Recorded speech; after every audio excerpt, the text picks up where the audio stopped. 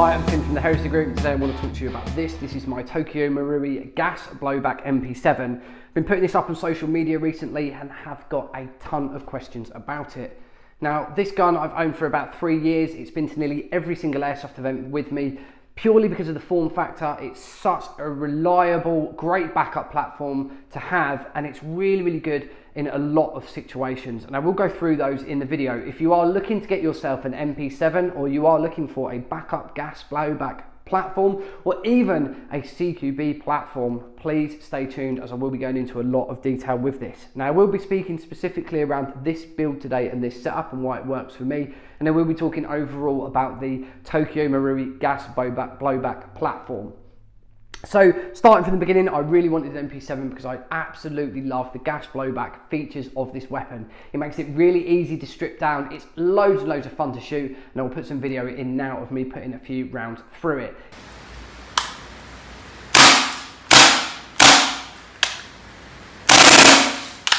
It's got a really resounding clack noise that is unlike a lot of the much larger gas blowback systems, but it sounds very, very different from a pistol. It's very mechanical sounding, and shooting it is lots and lots of fun. The very small form factor of this is perfect too. By the time you've got the stock and everything collapsed down, you take out the magazine. This can be stashed in most backpacks, or if you've got a pelly case with you, this is perfect, reliable, small form factor system.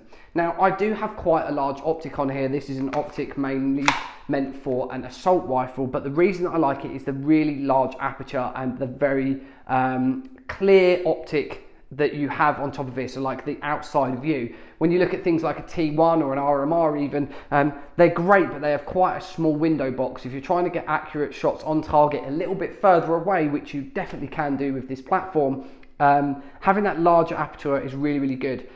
This specific optic is the Strike Fire 2, just need to make sure I got that right, and it has 11 levels of brightness.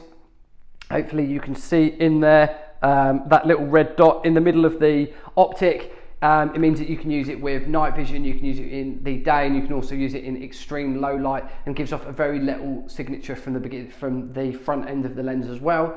I do always run lens captures on this because I do use this platform a lot at night, and to be able to do that and just stop any glare or reflection from the front end of the weapon to close that up like so is really good. It gives us a nice low signature.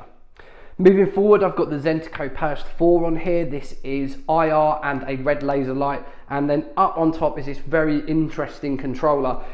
This is a power controller through to the unit, but it also adjusts brightness. So what I'll quickly do here is just spin round. I'm going to put the red laser on, and I'm going to activate it by pressing the top of the pressure pad here, and I'm going to dial that strength right down, as you can see here on the red dot.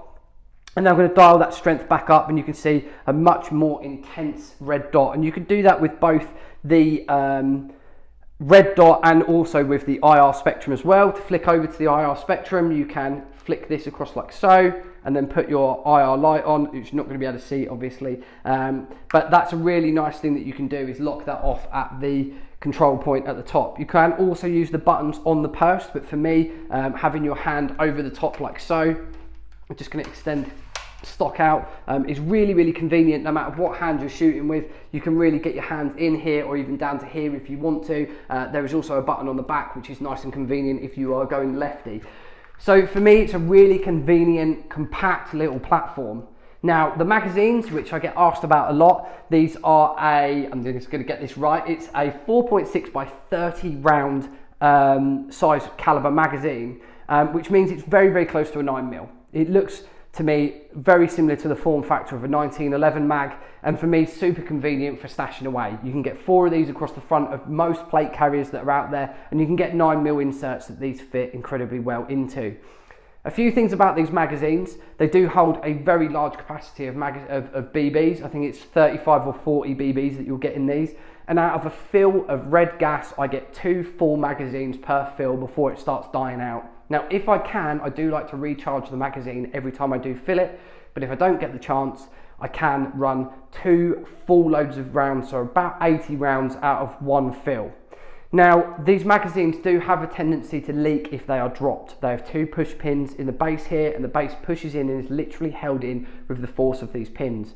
What that sometimes means is pushing those pins out, taking the base plate off, wrapping the magazine with a little bit of Teflon tape or putting some grease around it, and then putting it back in, fill it with a little bit of gas, make sure there's no BBs in it, stick it under water, and you can see if there's any leakages or anything like that. They are quite easy to fix. I've managed to sort of service and go through all 4 of my magazines in about 25-30 minutes. So they are quite simple. Now they are nice and robust, and they are like any other gas magazine. They will get cold if you're blitzing off shots nice and quick, and that will cause a degradation in performance. But what I do like about this is because they're so small, they're much like shooting your pistol.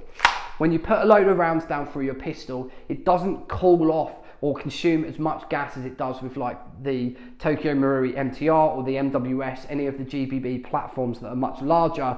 So you do get a much better level of consistency out of this platform. Now, I have personally shot this weapon out to 50 meters in a controlled environment, and it got out there no problem. Now, I was using 2.5 gram BBs, and heavier BBs would definitely be suggested.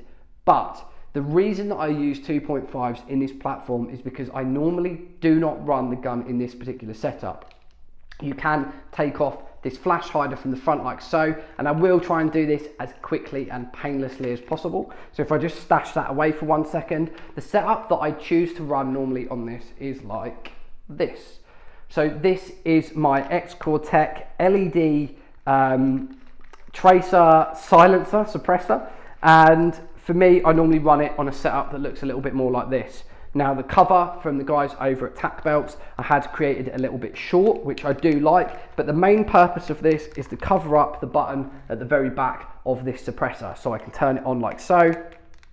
I can cover that light up so that you can't see it from any of the angles, so it's not going to show up. And this tracer unit is now on and ready to be fired through. 2.5 gram BBs are available in tracer by a variety of different companies, but the reason that I've stuck with 2.5s is because of that capability of running tracer. Now, I don't run fixed tracer, I normally mix a bag, and I normally do it sort of 2/3 normal BBs to 1/3 tracer. So that's roughly every 3 rounds you're going to get a tracer go out, which for me is absolutely perfect.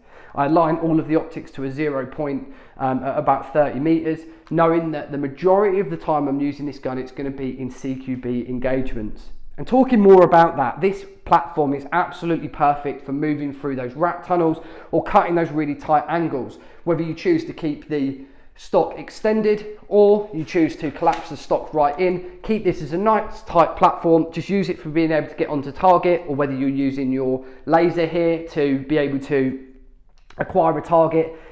It is a very, very compact little platform and does work incredibly well. Now, there are lots of modifications that you can do to this if you do choose to swap out barrels, hops and all those sorts of things, but mine, to be completely honest, is bog standard.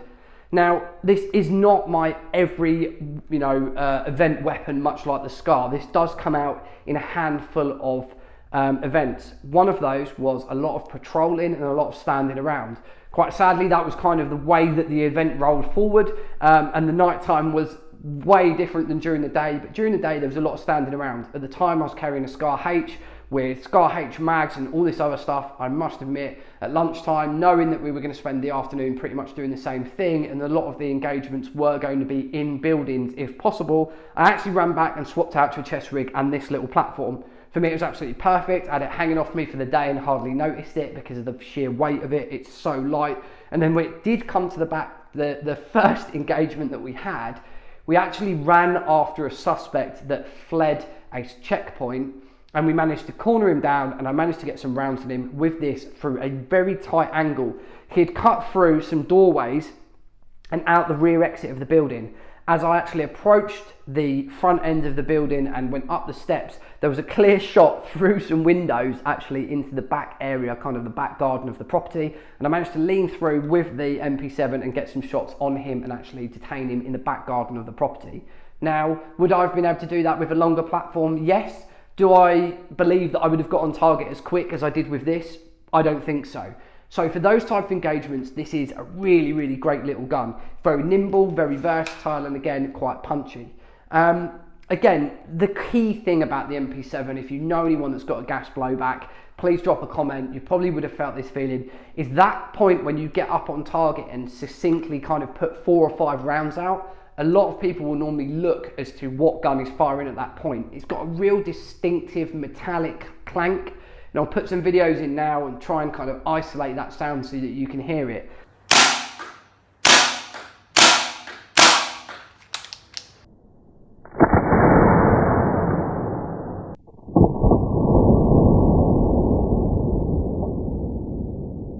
But it's a very, very noticeable sound. A lot of the guys that I also know that have these, again, will run them as a backup at any form of event. Now, gas guns, without doubt, have a problem with operating in cold temperatures. Day like today, where it's absolutely roasting, these things are absolutely, really, really good, very potent, and really reliable. As soon as it starts getting cold, the performance of gas guns degrades.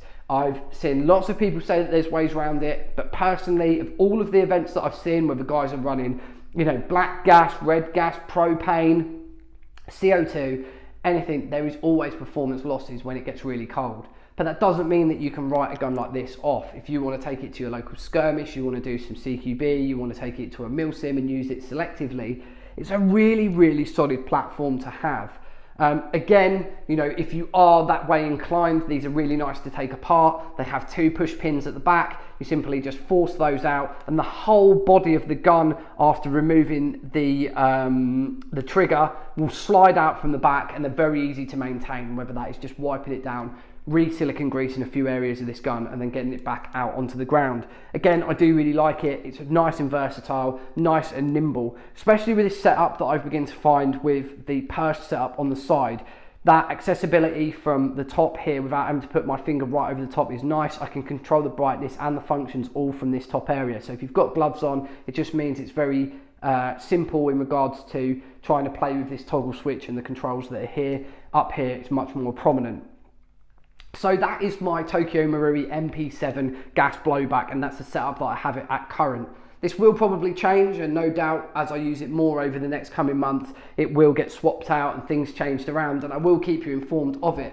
But I did want to give you guys a brief overview of this platform and of this weapon, just so you guys can see kind of where I use it, when I use it, and what my favourite things are about it. It does feel super sturdy, super rugged. If you have any questions about this MP7 or you want to know some more details about it, please make sure you put your comments box in the below.